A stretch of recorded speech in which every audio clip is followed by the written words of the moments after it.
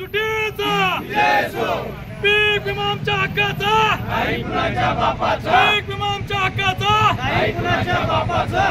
आमच्या मागण्या मान्य करा, आमच्या मागण्या मान्य करा। उसाला 3700 भाव मिळालाच पाहिजे, उसाला 3700 रुपये भाव मिळालाच पाहिजे। अरे कोण म्हणता देत नाही, कोण म्हणता देत नाही। शेतकरी एकजुटीचा, शेतकरी एकजुटीचा।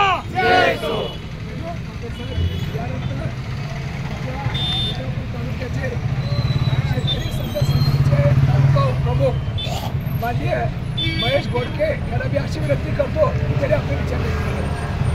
सरकारनं सोयाबीनला 15% ओलावा म्हणून डिक्लेअर केलं घेण्यासाठी, पण अजूनही कुठल्याही खरेदी केंद्रावर 12%च्या आतच घेतलं जातं। चाळणीसाठी माती करण्यासाठी म्हणून असं 150 रुपये रोख शेतकऱ्याकडनं घेतलं जातं। हे जाचकाठी शेतकऱ्यावर आहे। 6 कोटी सोयाबीन क्विंटल अजून शिल्लक असताना कुल 18 क्विंटल सोयाबीन खरेदी झालेली आहे, तर बाकीचे सोयाबीन कधी घेणार? हे शेतकऱ्याचा मोठा पेच निर्माण झाला आहे। काल विधानसभेमध्ये कैलास पाटील साहेबांनी सांगितले होते कुल 18 क्विंटल खरेदी झाली आहे। 530 का 516 फक्त खरेदी केंद्र आहेत, तर उर्वरित खरेदी केंद्र कधी चालू होणार? कमीत कमी मार्च एप्रिल पासून ही खरेदी केंद्र चालू व्हायला पाहिजेत। आणि ऊसाचा भाव न म्हणता कोणाला न विचारता ह्याच्यामध्ये साखर महासंघ कुठलाच निर्णय घेत नाही, कारण की ऊसाचा भाव डिक्लेअर झाला नाही।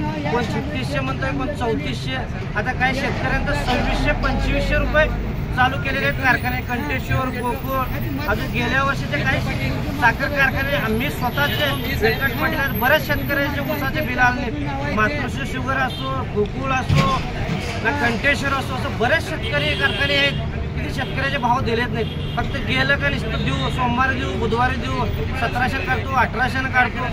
आणि साखर महासंघाच्या ह्या कारखान्यावर वचक राहिली नाही। साखर महासंघ आलं, निवेदन घेतलं, आम्ही सांगू त्यांना, म्हणजे कुठलं सरकारचं साखर महासंघावर नियंत्रण नाही आणि सरकारचं असं कारखान्यावर निर्माण नाही। ही सगळी मिलीभगत आहे। सरकारनं याच्यावर शेतकऱ्याचा विचार करून निर्णय घ्यावा। आणि सरकार निवडणुकीपूर्वी सांगत होतं की आम्ही शेतकऱ्याला कर्जमाफी करू।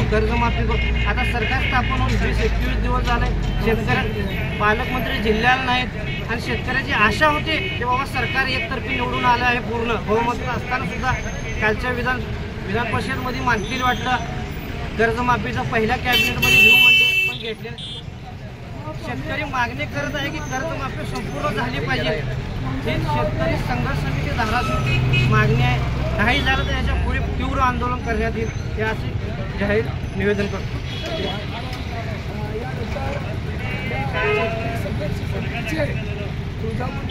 अध्यक्ष गणपत पाटील यांना विनंती करतो की आपले विचार।